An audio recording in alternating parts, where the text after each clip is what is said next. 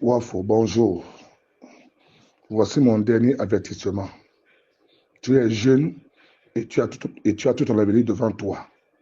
Je te demande pour une dernière fois de libérer ma page le plus tôt possible et que tu te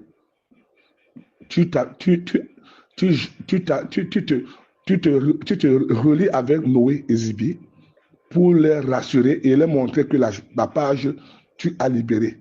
C'est un dernier avertissement. Sinon, je t'expose aux yeux du monde entier avec ta photo. Je vais leur dire tout ce que tu m'as fait avec l'argent des tourments de l'Orange, avec les preuves et tout dans mon compte. Je vais t'exposer et ta vie sera détruite. Tu me connais bien. Je suis en train de t'avertir encore que tout ton jeu que tu joues là, avec l'argent, machin, tout, et tout, avec tes amis du Ghana, je sais que c'est le faux. Tu es un grand bandit. Comme tu filmes ton banque là, parfois il te dérange. Alors maintenant que tu es encore lucide, que tu l'as pas encore fumé, remets vite et libère ma page rapidement. Personne ne tient ma page à part toi. Rapidement, ce que tu cherches derrière moi là, tu vas risquer de quitter ce monde très vite. On ne m'attaque pas, on ne me dérange pas. Depuis là, tu fais ton cinéma, on te laisse. Peu importe là où tu es là, j'ai des relations partout. Et je dis bien que je vais t'exposer aux yeux du monde avec ta photo et dire au monde entier que tu es un dangereux à rechercher. Que tu es un dangereux à rechercher ici au Cameroun parce que tu m'as fait ça. Mon argent dans mon compte, tu as pris. Orange a tout montré. Et tout. Autant de choses. Et maintenant, ma page a été piratée par toi. Alors, si tu aimes ta paix, tu vas te retrouver dans un endroit où tu ne pourras jamais t'en sortir. Tu vas finir ta vie en prison. Même si c'est au Ghana ou au Nigeria, tu vas finir ta vie en prison. Ne pense pas que tu es libre. On s'amuse pas avec moi. Je suis un homme du monde entier. Tu es prévenu. Appelle Zibi et Noël pour gérer ça et remets la page là. Quitte dessus. Libère cette page là. Sinon, tu vas regretter toute ta vie. Je ne te menace pas. Je te dis ce que je suis capable de faire. Et tu me connais très bien. Que ce soit au Nigeria ou au Ghana, j'ai des relations. Non seulement ta photo et tes images vont faire le monde entier et les gens vont t'attraper pour t'amener au Cameroun. Parce qu'on a l'Interpol. Parce que tu as fait le faux, j'ai tous les papiers de Orange que tu as fait, le transfert d'argent que tu as fait d'ami à ami et tout. J'ai tout de toi. Donc tu es prévenu. Bon, voici d'où commence l'histoire. L'histoire, c'est que moi, j'ai rencontré ce monsieur que je respecte beaucoup. C'est une légende pour notre pays. Je l'ai rencontré à travers son fils qui vit en France. Moi, au départ, je venais travailler pour son fils et non pour lui.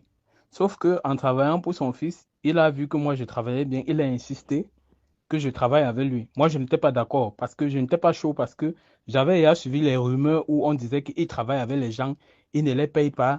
Et non seulement il ne les paye pas, il les exploite et après, il les menace. Il les menace en leur disant que oh, il est, et après Dieu, c'est lui, il a le gouvernement camerounais dans sa poche, c'est lui, petit pays, il est puissant, tout ça. J'étais hésitant, j'ai hésité à travailler avec ce monsieur. Mais alors, il m'a compris comment. Il me dit ceci, bon, on va travailler ensemble. Vu que moi, en dehors du fait que je suis ingénieur de son, je maîtrise le digital. Je maîtrise le digital. Il m'a dit ceci, on va travailler ensemble, on va faire, c'est un partenariat. C'est lui qui me disait ça au départ, que c'est un partenariat. Tu as ton pourcentage, j'ai mon pourcentage. Tu gères toutes mes choses, on travaille ensemble. J'ai été d'accord, sans problème.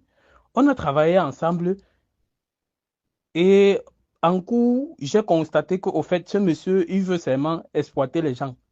Lui, son travail, c'est de exploiter les gens. C'est pas le petit pays que tout le public connaît, que non, il chante bien que tout. Au fait, il y a une autre façade derrière ce monsieur. Il cache une autre façade. Il y a des choses que je ne peux pas dire parce que si je parle là, c'est la justice populaire qui va le récupérer. Comme on l'a fait une fois. Je ne veux pas seulement parler de ça. On travaille ensemble, je me rends compte que si je baissais seulement la garde, je devais me retrouver à Bomono en train de laver ses caleçons. Si je baissais seulement la garde, je suis le seul qui a réussi à le tenir tête. C'est son problème avec moi. C'est parce que pendant que les autres se couchaient, moi, je l'ai tenu tête. C'est le problème qu'il a avec moi. On a travaillé ensemble sur des albums. J'ai travaillé sur 2 albums que j'ai produits avec lui. Et pour plus, je n'ai jamais été payé. Le premier projet qu'on a travaillé sur ça ensemble, C'est moi qui suis allé négocier ça à Boya avec le pasteur qu'on appelle Njongchi, parce que lui ne parle pas anglais. C'est moi qui lui disais ce qui s'est passé, c'est moi qui faisais la traduction. Il a reçu les millions, je n'ai jamais été payé. Le second projet, c'était son album Aladji Malam. J'ai travaillé sur ça. Il a sorti ça, il ne m'a pas mis dans les droits. Je n'ai reçu aucun droit, je n'ai reçu aucun paiement. Ça veut dire que dans les droits, là, ça sème tout, rien.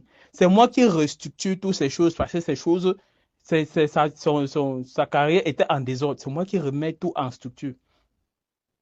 Mais on a eu un contentieux où il y a eu un problème d'argent où il a fait l'erreur, il a transféré l'argent à une autre personne et il m'accusait en disant que non, c'est moi. Il a appelé la police, il a appelé les gens d'Orange. Les gens d'Orange lui ont dit que non, apparemment c'est une erreur que tu as fait, tu as envoyé l'argent ailleurs.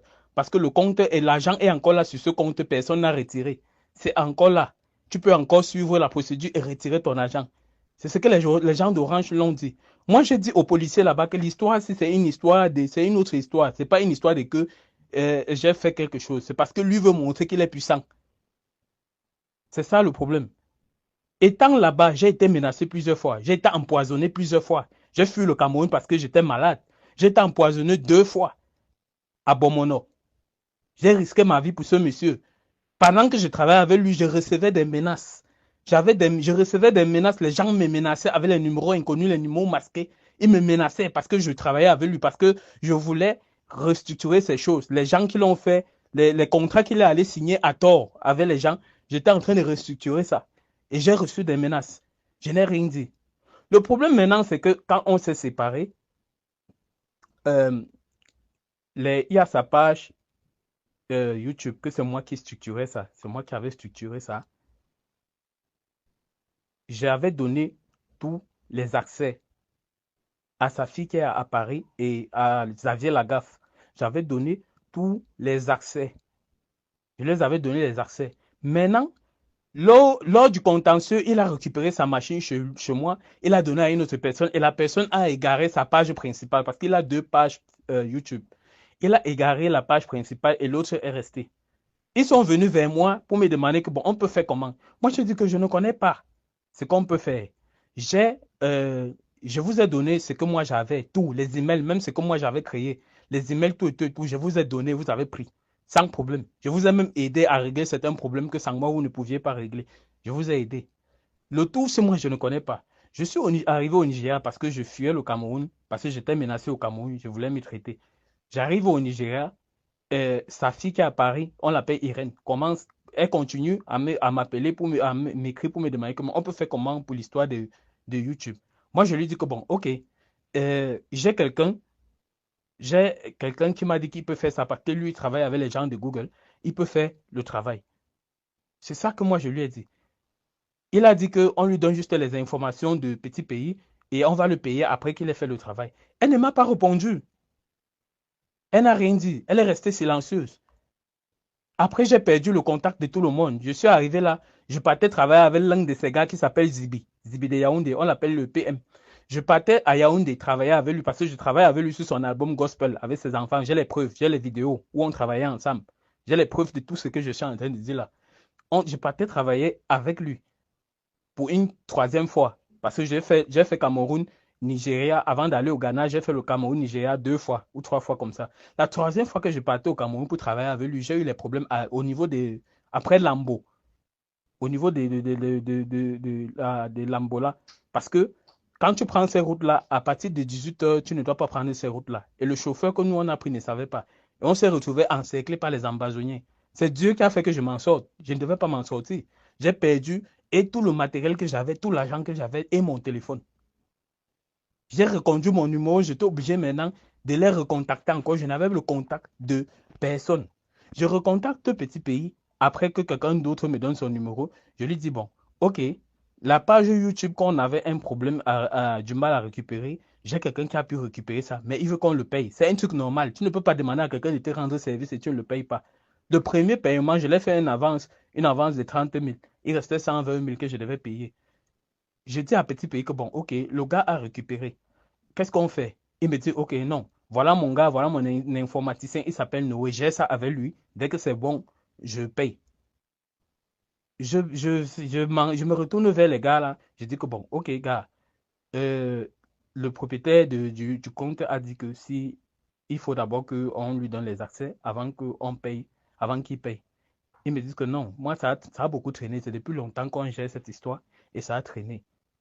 Il faut me payer. Moi, je sors l'argent de mon propre compte, je le paye avec. Je paye le gars avec, je récupère le compte. Actuellement, là, ils ont le compte YouTube, ils ont récupéré l'accès, tout et tout et tout. Depuis, j'attends, il n'y a pas l'argent. Il ne m'envoie pas l'argent. Je l'appelle, je crois que c'était lundi. J'appelle Petit Pays, je lui dis que, mais j'ai déjà géré l'histoire de YouTube avec ton gars. C'est comment? Il me dit que non, entre-temps, il y a un autre problème. YouTube a été désactivé. Il faut que tu m'aides à gérer ça. Là, comme ça, j'ai déjà une fois tout avec pour YouTube. Je dis que, ok, ton gars m'a parlé de ça. Je vais voir ce que je peux faire. Je m'entends avec mes gars, les Ghanéens. Il y a un Ghanéen et un Nigérian. Je m'entends avec eux. Je dis que bon, voici Facebook, une page Facebook qui a disparu. Est-ce qu'on peut gérer ça? Ils me disent que oui, on peut gérer. Donne-moi d'abord le lien de la page, je vois ce qui s'est passé. Je l'envoie le lien, je les envoie le lien de la page. Ils me disent que non. Au fait, ce qui se passe, c'est que ils ont publié une image là-bas qui va à l'encontre des règles de Facebook. Parce que Facebook a des règles et des politiques. Donc, ils ont publié une image et ils m'ont envoyé l'image. C'est l'image de Moni Eka. Moni Eka qui s'est filmé nu avec le concombre derrière ses fesses. Il s'est filmé entièrement nu. Il a mis le concombre derrière ses fesses. Il a envoyé ça à l'un des gars de Petit Pays pour publier sur la page. Et la personne a publié et Facebook a bloqué la page et a désactivé la page. C'est de ça que venait le problème. Maintenant, je dis à Petit Pays que bon, mes gars demandent que pour récupérer la page, voilà ce qu'il faut. Tu donnes tes informations, tu donnes l'adresse, pas l'adresse email, mais l'adresse qui était sur la page, qui était enregistrée sur la page, tu donnes ton identité pour que Facebook vérifie que exactement c'est toi qui es le propriétaire de la page. J'ai envoyé il m'a envoyé les photos avec tout ça. J'ai envoyé au gars. En soirée, parce que les gars m'ont dit qu'en soirée, d'ici la soirée, ça serait bon. En soirée, les gars ont lancé le compte, ils ont désactivé le compte, ils ont réussi à récupérer le compte. J'envoie maintenant les preuves à Petit Pays. Il me dit que, ok, c'est bon. Tu vois, les gens sont comme ça. C'est Zibi qui a fait ça avec Mouni et Kato et tout et tout. Je dis, je reste tranquille, il n'y a pas de problème. Maintenant, quand je reviens maintenant le lendemain pour lui dire que mais il faut payer maintenant les gars qui ont fait le travail. C'est un service qui t'ont rendu, il faut payer. Il me dit que non, s'il ne me donne pas l'accès, je ne paye pas. S'il ne donne pas l'accès, je ne paye pas. Ou alors, on paye nous tous. Je suis resté tranquille, je n'ai rien dit. Je reviens, je me connecte ce matin, je vois, il a envoyé, il m'a fait un voice où il est en train de me menacer. Il va appeler Interpol, il est puissant, je suis jeune, je peux mourir comme ça, comme des blagues. C'est ce qu'il fait tout le temps aux gens. Les gens travaillent là-bas, chez lui, les peintres, les techniciens, tous travaillent chez lui.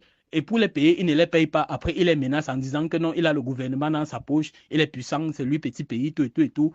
C'est comme ça qu'il menace les gens. Et les gens, ces gens-là abandonnent. Je parle comme ça parce que si ces gens-là écoutent ça, ils vont venir témoigner. Les gens qui ont eu affaire à ce monsieur vont venir témoigner. Je vous parle, je ne parle pas avec l'eau dans la bouche, je parle ce qui est vrai. C'est sa façon de fonctionner. Mais moi, je n'ai rien à perdre. J'ai risqué la mort chez ce monsieur plusieurs fois. Je n'ai rien à perdre. S'il veut me tuer, qu'il vienne me tuer. S'il veut m'envoyer en prison comme il a fait, qu'il vienne le faire. Moi, je n'ai rien à perdre. Je ne vais pas me laisser intimider par quelqu'un qui traite les gens injustement parce qu'il veut montrer qu'il est puissant. Je ne vais pas accepter ça.